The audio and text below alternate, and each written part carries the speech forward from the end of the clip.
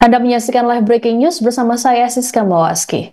Polda Jawa Timur menetapkan selebgram Isa Sega sebagai tersangka kasus dugaan pencemaran nama baik yang dilaporkan oleh pengusaha skincare Sandi Purnamasari. Adapun Isa Sega sendiri sudah menjalani pemeriksaan sebagai tersangka pada Rabu 8 Januari. Kepada awak media, Isa mengatakan bahwa dalam pemeriksaannya tersebut ia dicecar sebanyak 18 pertanyaan. Pertanyaan penyidik berkaitan dengan unggahan yang ia buat di akun Instagramnya beberapa waktu lalu. Selengkapnya mengenai informasi ini akan disampaikan oleh jurnalis Tribun Jatim, Luhur Pambudi. Selamat malam, Luhur. Oke, selamat malam. Baik, Luhur bisa dijelaskan seperti apa jalannya pemeriksaan terhadap Isa Zega di Polda Jatim tadi? Oke, untuk jalannya pemeriksaan memang selebgram SATK diagendakan hari ini untuk menjalani pemeriksaan penyidik dari tim cyber dari tindak Direktorat Tipis Cyber Polda Jatim atas dugaan kasus pencemaran nama baik untuk pelapor Sandi Purnamasari dari Gilang Widya Pramana yang dikenal sebagai pengusaha skincare Juragan 99 pada sejak siang hari hingga sore hari.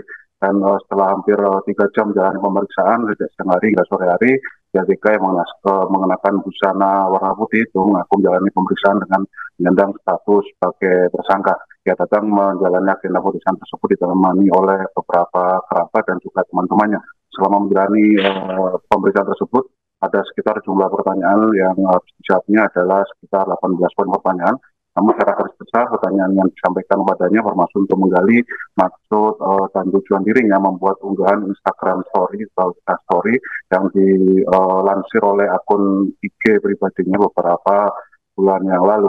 Karena sebenarnya untuk agenda pemeriksaan kali ini adalah pihak penyidik ingin menjembatani adanya rencana untuk restoratif justice dalam kasus ini, yakni pihak penyidik bermaksud untuk menjembatani kasus yang menjerat dirinya ini untuk dapat diselesaikan secara persuasif dengan mempertemukan dirinya sebagai pihak terlapor dan pihak korban sebagai pihak pelapor.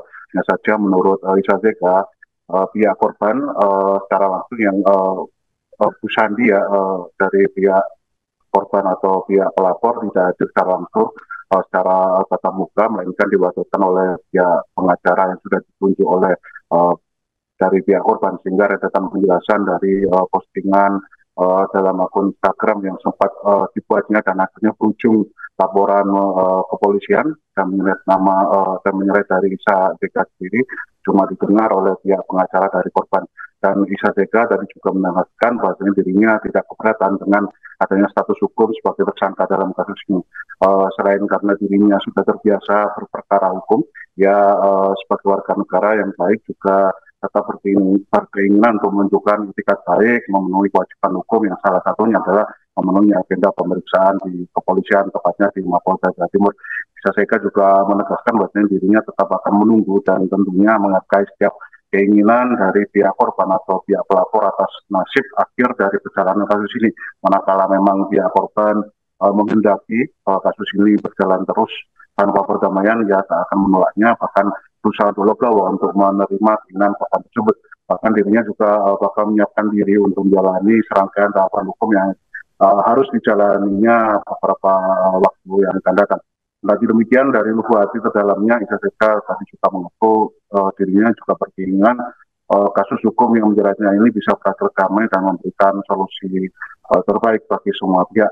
Bahkan saat ditanya mengenai, saat ditanya mengenai inisiatifnya untuk menyampaikan permohonan maaf secara langsung tanpa melewati jalur hukum polisian seperti melalui sambungan telepon atau menemui via pelapor secara langsung, tadi Isa Zeka mengaku bahwasanya dirinya belum pernah melakukan hal tersebut, namun ia tetap akan memenuhi setiap proses hukum yang sudah berlangsung di kepolisian, tepatnya di Mapolda Jawa Timur hari ini sejak beberapa yang sudah dimulai beberapa bulan yang lalu. Lepas dari perjalanan kasus yang menjeratnya kali ini, Isa Zeka juga menceritakan bahasanya isi dan maksud dari unggahan dalam Instagram atau akun Instagram yang dikeluarkannya itu sebenarnya sejak awal tidak dimaksudkan untuk menyerang pribadi dari si korban yang bernama Sandi. Namun ia mengklaim bahasanya unggahan tersebut merupakan konten informasi yang lazim atau biasa diproduksi oleh dirinya secara berkala untuk dikonsumsi oleh kalangan dari pengikutnya di akun Instagram itu. Dan tadi kami juga mewawancarai Kasubdit 2 Direktorat Tindak Pidana Cybercrime Polda Jawa Timur, Ajun Komisaris Besar Polisi Charles G. Tampu Bolon. Pihaknya mengaku memang belum melakukan penahanan terhadap tersangka yang bernama Asli Sahrul alias Isa Zega karena kasus tersebut sedang diupayakan untuk restoratif justice. Agenda pemanggilan kali ini merupakan agenda RC yang bisa disebut semacam itu. Untuk agenda pertama, yakni menemukan kesepakatan antara pihak pelapor dan terlapor yang terlibat dalam kasus tersebut. Meskipun ia tak menampik bahwa agenda pertemuan kali ini belum ada titik temu antara kedua belah pihak, namun pihak penyidik tadi menyatakan bahasanya ia tidak akan menampik, bahasanya memang agenda lanjutan untuk restoratif justice akan dilakukan atau akan berlangsung kembali pada pekan depan atau beberapa waktu yang akan datang. Demikian reportase kami. Baik, terima kasih laporannya. Jurnalis Tribun Jatim Lur Pambudi mengenai penetapan tersangka terhadap selebgram Isa Zega. Selamat bertugas kembali.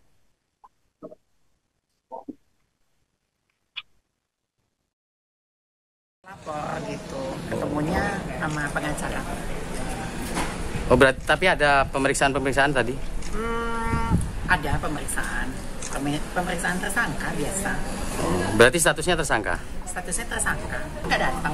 Jadi yang datang itu pengacaranya. Jadi ya udah kita tunggu lagi nanti RJ-nya. Karena pihak pelapor ini lagi tidak enak badan, lagi sakit, berhalangan, ya udah nanti di reschedule lagi.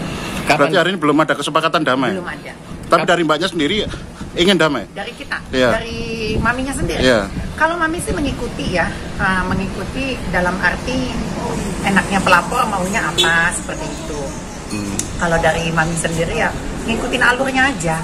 Gitu. Ya kalau bisa damai, kenapa nggak damai? Ya kan, ngapain huru hara? Yang dituduhkan pencemaran nama baik. Terus kapan ada rencana pemanggilan lagi? Atau dipertemukan? Tadi sih mungkin after minggu depan ya, karena pihak pelapor itu masih ada acara sampai sebelum akhir bulan sih. Kalau mami sih siap aja, kapan dipanggil, kapan saja siap hadir. Pemeriksaan tadi berapa jam? 3 jam. Berapa pertanyaan?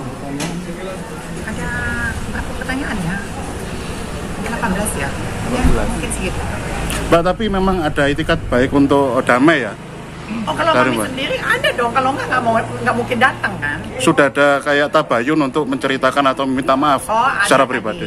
Ya, kalau untuk masalah permintaan maaf belum ya, karena tadi itu cuman hanya bertemu menjelaskan apa yang dimaksud dengan instastory yang kami posting, tujuannya buat siapa, seperti itu. Jadi tadi itu hanya pihak pelapor itu mendengarkan apa yang alasannya gitu. Kenapa saya dilaporkan seperti itu. Jadi dia hanya bertanya itu story-nya mami itu buat apa, siapa, dan maksudnya apa gitu. Udah dijelaskan. Tapi sebelumnya sudah ada kayak nelpon ke pihak pelapor, belum ada itikat telepon. Kenapa itu? Kenapa kok belum telepon? Belum. Kenapa Mbak? Padahal kan pengen damai dia endingnya ini. Kok sejak awal belum mau untuk telepon? Nggak ada telepon-telepon, nggak ada kenapa-napa. Oh, nggak ada kenapa-napa. Dengan status saya kan tersangka kan bukan kali ini aja, udah sering, udah berkali-kali. Jadi ya biasa aja sih, nggak ada yang spesial ya kan. Mbak, seandainya dari pihak pelapor tidak ingin damai dan tetap jenengan untuk mengikuti proses hukum, ini bagaimana? Tetap akan ditahan atau? Ikuti alurnya, gitu. Berarti kan biarlah Pak Hakim yang menetapkan apakah instastory yang saya buat itu salah apa tidak gitu. Berarti siap kalau ditahan ya? Oh siap dong, kan aku bukan pertama kali ditahan. Oke. Mbak, untuk terakhir ini sempat ada mungkin hal yang ingin disampaikan mulai media. Ya. Untung nggak hujan. Nggak Mbak, mungkin ada yang ingin disampaikan pada pihak si korban atau pelapornya ini? Penyampaian maaf. Cepat sembuh, cepat sehat, walafiat. Semoga dalam lindungan Allah Subhanahu Wa Taala dijauhkan dari orang-orang yang jahat dan yang zalim. Amin. Oke. Soal kasusnya ada permintaan maaf, mungkin teledor atau mungkin khilaf bikin Instagram itu. Karena itu bukan buat pelapor. Instastory saya itu adalah dongeng mami online.